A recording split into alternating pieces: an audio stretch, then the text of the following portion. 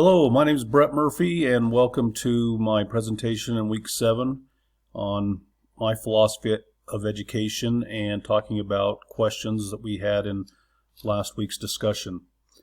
For me, a philosophical study denotes a search for wisdom.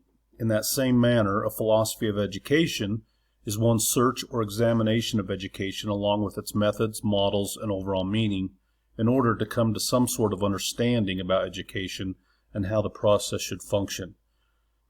Everybody has different viewpoints and opinions on this, and it was great learning about many viewpoints from different authors and philosophers this past week.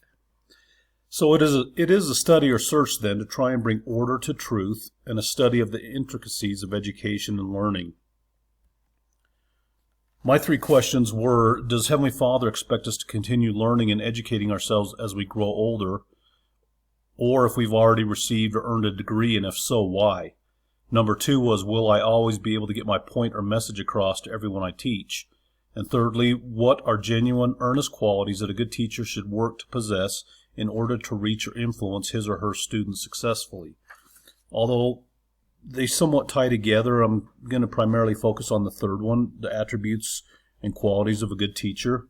One of my peers brought up a quote from President Hinckley that said, education is the key to opportunity. And I really thought that was a great quote, and I used it in part of my CMAP. I believe it enlarges our perspective and our ability to teach and reach others that we come in contact with. We should have patience and understanding with those we teach and show a real concern for them. Another one of my peers, Ladon, stated, being able to spark the desire to know and create in those we teach is an honor and a blessing. And I thought this was very important, very pertinent to the discussion.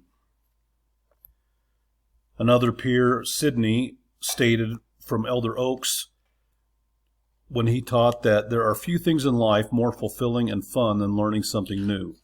Lifelong learning can increase our ability to appreciate and relish the workings and beauties of the world around us.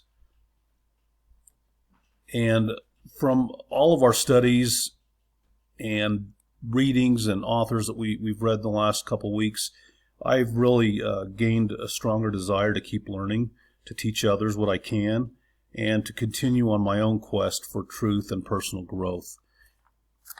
There's so much to learn, and this class is really teaching me a lot of things, and especially my peers, about qualities that really we should seek to obtain to become good teachers and mentors.